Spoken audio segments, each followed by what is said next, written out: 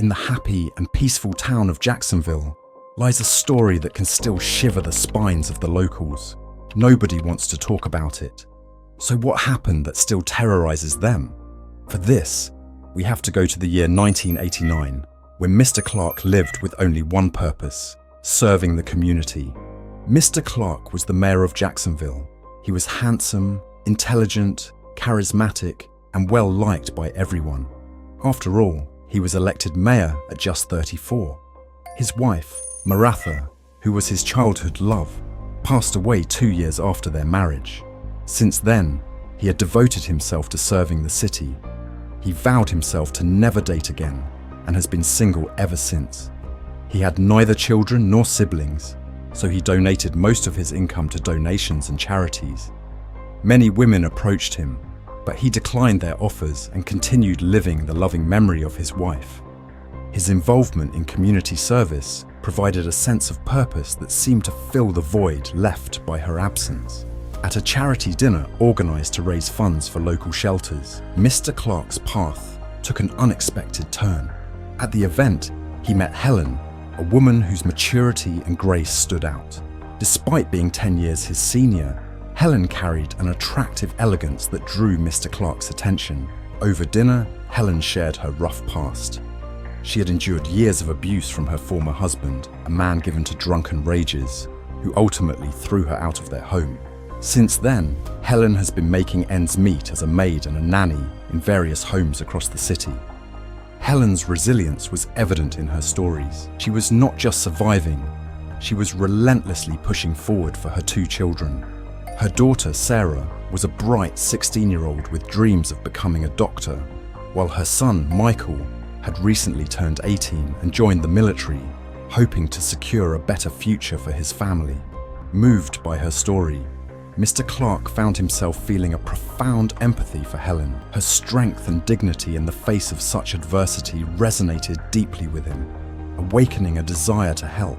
It had been years since he had felt such a connection to anyone, and it took him by surprise. After several more encounters at community events and casual meetups discussing local projects, Mr. Clarke asked Helen out, making it clear that his intentions were purely to support and assist her as she continued to rebuild her life. Helen, initially hesitant, was touched by Mr. Clarke's sincerity and his genuine concern for her well-being. It was a comforting change from her past experiences with men. Recognizing the kindness in his eyes, she agreed to go out with him. Their relationship blossomed quickly, built on mutual respect and a shared commitment to helping others. Together, they attended more charity events, visited schools, and planned community projects. Helen brought a new perspective to Mr. Clarke's initiatives, making them more inclusive and supportive of single mothers and disadvantaged families. Her influence in his life was like a gentle wave, smoothing the rough edges of his solitude, filling his world with laughter and warmth he hadn't known he was missing. As their relationship deepened, Mr. Clarke saw Helen not just as a partner, but as a true companion, someone who understood the pain of loss and the beauty of second chances. Helen and her children gradually became a family to him, filling his home with love and joy that he thought had left him forever with Maratha. In Helen, Mr. Clarke found not only a partner, but also a chance to experience a family life he had once thought would never be possible.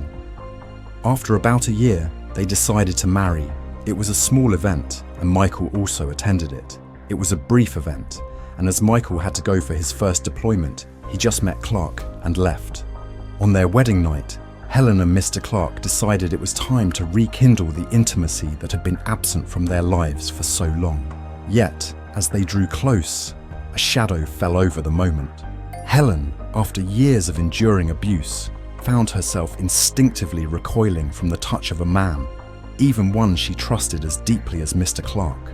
Meanwhile, Mr. Clarke was haunted by memories of Maratha, and the intimacy made him feel as if he was betraying his late wife. Despite their love for each other, both realized that they weren't as over their past as they had thought. Each attempt at intimacy ended with one of them pulling away, the old scars too painful and the memories too vivid. They decided, with mutual understanding and patience, to give it time. They chose not to force what wasn't ready to heal, and instead focused on continuing to build their life together. Their days were filled with travel, parties, and public gatherings. They laughed and loved, creating memories across the globe and in the heart of their community. Yet, beneath the joy and the shared commitment to their civic duties, there was an emptiness that lingered.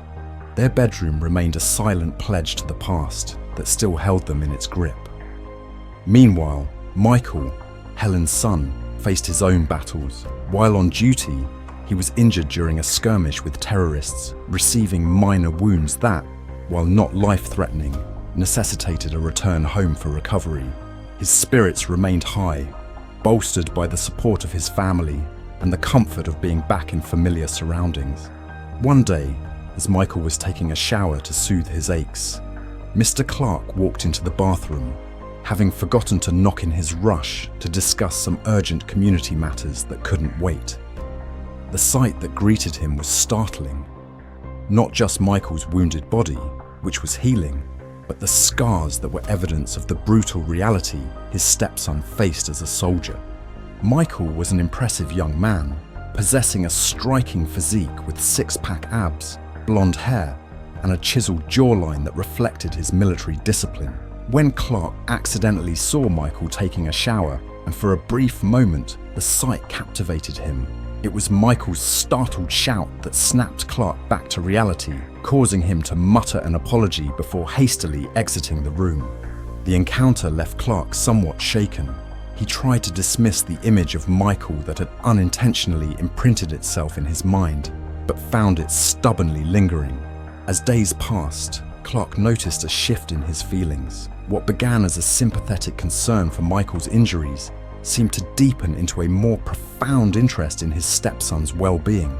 This newfound concern led Clarke to become more involved in Michael's daily life, a change that Michael, who had grown up without much paternal affection, found both surprising and comforting. Clarke started bringing him flowers to brighten his room, inquiring about his day with genuine interest, playing board games to pass the time, and accompanying him to doctor's appointments to ensure he was recovering well. Helen observed Clarke's growing attachment to Michael with a mix of happiness and mild concern. She was pleased to see her son receiving the fatherly attention he had long missed, but couldn't help wondering about the sudden shift in Clarke's behaviour. As the weeks went by, Clarke's attachment to Michael only grew stronger. He found himself looking forward to their daily interactions, cherishing each moment they spent together. This deeper bond was new to both Clarke and Michael, and brought a sense of family closeness that neither had fully experienced before. One evening, while Helen and Clarke were preparing dinner, Clarke brought up the idea of a small family vacation, a trip to the coast where Michael could relax and enjoy some leisure time away from the city. Helen agreed enthusiastically, pleased to see such positivity surrounding her family. The vacation was a beautiful escape. Clarke watched over Michael as he swam and lounged by the beach, always attentive and protective. The trip brought them even closer, knitting the three of them into a tight-knit unit, filled with laughter and shared stories. However, upon returning home, Clarke began to feel an unexplainable restlessness. The close bond he had formed with Michael during the trip remained in his mind, challenging his understanding of their relationship. Clarke found himself wrestling with emotions he hadn't anticipated, emotions that confused him and made him question the nature of his feelings. On the last day of his medical leave, Michael gave Clarke a goodbye kiss, a simple act of thanks that unexpectedly stirred deep feelings in Clarke. This moment confused Clarke greatly and awakened a desire for intimacy that he hadn't felt for a long time. Feeling this wave of emotion, Clarke tried to reconnect with Helen physically, hoping it might help him sort out his feelings. However, Helen wasn't ready for this step, which made Clarke very frustrated. He began to act out, showing his anger and unhappiness, which made things tense at home. Trying to mend things, Helen eventually agreed to be close with Clarke, thinking it might save their marriage, but during their intimate moment, Clarke couldn't stop thinking about Michael, and he left the room suddenly, leaving Helen alone and bewildered. That night, Helen cried for the first time since she had met Clarke. Her daughter came to comfort her, while Clarke, unable to deal with the situation, went to a bar to try and forget. At the bar, after a few drinks, Clarke called Michael, looking for some comfort or understanding. They talked for a long time, which helped Clarke feel a bit better. After this, they started writing letters to each other, building a strong bond through their shared words. These letters became a way for Clarke to express his feelings safely, and he found understanding and support in Michael's replies. As Clarke and Michael's relationship grew closer, Clarke's attention to Helen decreased. He wasn't angry or upset anymore, but he wasn't emotionally present with her either. Helen noticed this change and felt very sad about it, but she saw that Clarke was more at peace, so she accepted the situation for what it was. Eventually, Clarke and Michael's bond grew so strong that it changed the dynamic of the family, making Clarke and Michael very close. During a week-long holiday, Michael came to visit home. Clarke saw this as the perfect opportunity for some family bonding and decided to take everyone on a camping trip to Europe. One night during the trip, Clarke noticed Michael quietly slipping out of his room late at night. Curious and a bit concerned, Clarke waited for a while, but when Michael didn't return, he went out to look for him. He found Michael sitting alone by the campfire, lost in thought. Clarke approached and sat beside him. After some light chatter about the day and the beautiful European scenery, Michael opened up. He shared the struggles he faced during his military service, the fears he wrestled with, and the weight of expectations he felt on his shoulders. As he spoke, tears began to stream down his face. Clarke, moved by Michael's vulnerability, got emotional too and offered him a comforting hug. Caught in the moment, Clarke acted on impulse and kissed Michael, who responded in kind. The exchange was sudden, and realizing what had happened, Clarke felt awkward and tried to get up to leave. However, Michael, frustrated by Clarke always suppressing his feelings, confronted him, saying, "What's the big deal? Get over it." He pulled Clarke back and kissed him again. And under the starry night sky, they found themselves drawn together in a more intimate encounter. For Clarke, the initial awkwardness gave way to a complex mix of emotions, but he couldn't deny there was something deeply connecting about the experience. After that night, they continued to talk frequently.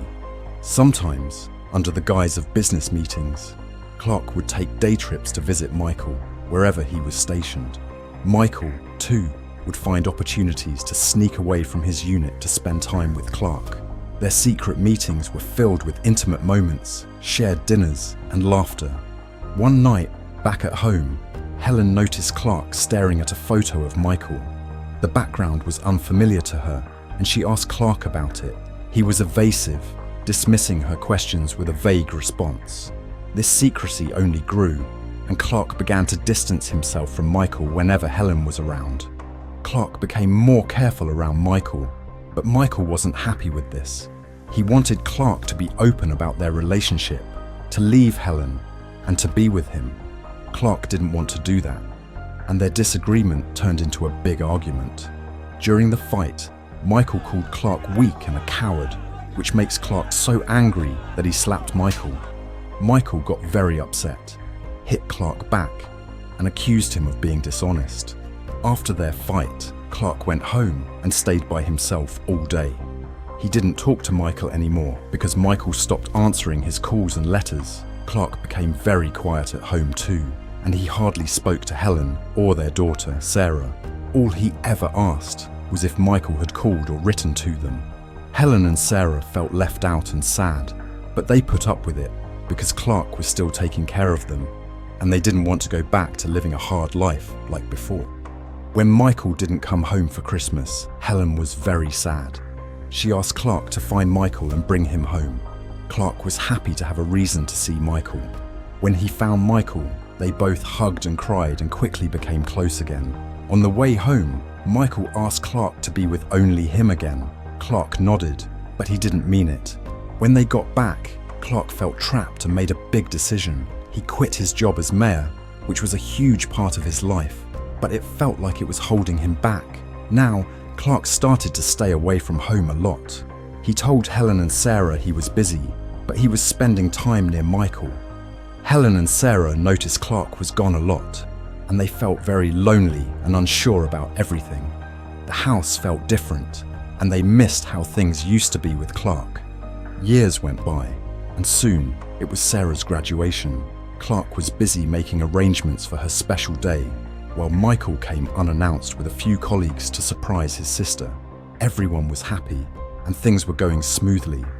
After the party, when everyone had gone to their rooms for the night, Clarke stepped outside to smoke. As he stood outside, he heard whispers coming from the storeroom downstairs. Curious, he walked down to investigate, expecting maybe to catch Sarah with her boyfriend. Instead, he saw two shadows close to each other, and to his shock, he recognized Michael's voice. Michael was saying, "I'm just with the old guy, so I can enjoy the perks of being with the mayor. My true love is you." Stunned, Clarke pushed open the door and saw Michael and one of his colleagues kissing, shirts off. Heartbroken and furious, Clarke walked back to his room and wept himself to sleep, feeling betrayed and alone.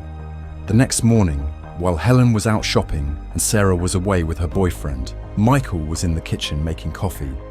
Clarke tried to remain calm as he joined Michael to prepare some sandwiches. Michael thanked him for throwing such a great party for Sarah. Clarke listened in silence until Michael mentioned his love for him and how lucky he felt to have him. Overwhelmed with anger and the fresh memory of the betrayal he had witnessed, Clarke confronted Michael about the conversation he overheard. Michael was shocked and tried to approach Clarke to calm him down, but in a moment of heated argument, Clarke, still holding a sharp knife from making sandwiches, pushed Michael away. Tragically, the knife pierced Michael's heart. Clarke tried desperately to stop the bleeding, but it was too late. Michael collapsed and died. Panicked and horrified, Clarke ran upstairs to his room, echoing the opening moments of our story. In a state of shock and fear, he grabbed his car keys and drove away into the wilderness, trying to escape the nightmare he had just experienced. When Helen returned home and found her son dead, she fainted from shock. Upon waking, she immediately called the police, and when they arrived, they could hardly believe their eyes. Jacksonville was a peaceful town, where the biggest crimes usually involved a brawl after a few drinks or noise complaints during celebrations. The idea of murder was something entirely unimaginable for the community, leaving everyone in sadness and disbelief. Sarah immediately cut her trip short and returned to console her mother. The town felt the absence of Mr. Clarke deeply. He had always been the first to respond to any tragedy, whether it was donating $5,000 to repair the bridge or covering the tuition fees for young Billy after his parents died in a car crash. People began to worry about where Mr. Clarke could have gone. Helen, steadfast in her belief in Clarke's love for Michael, refused to bury her son until Clarke returned. She often said it would be a dishonor to both if the funeral proceeded without him. However, as days turned into more without any sign of Clarke, Sarah convinced her mother to go ahead with the proceedings. A candlelight ceremony was arranged, where the community came together to pray. After a few days, life began to normalize. Sarah moved in with her boyfriend, while Helen returned to a lonely home. Her relationship with Clarke hadn't been perfect, but he had been there when she needed him. Now, she had no clue where he might be. One day, while cleaning the house, Helen discovered a knife under the bed. Confusion and horror gripped her as she noticed blood on it. She couldn't bring herself to believe it could be the murder weapon. Despite her reluctance, she called the police and handed it over to them. As she prayed for the first time in years, hoping her fears were unfounded, her heart sank when she saw the police approach with solemn faces, hats held to their chests. "No, it can't be," she screamed. But the police confirmed her worst fears. The scar on Michael's body matched the knife.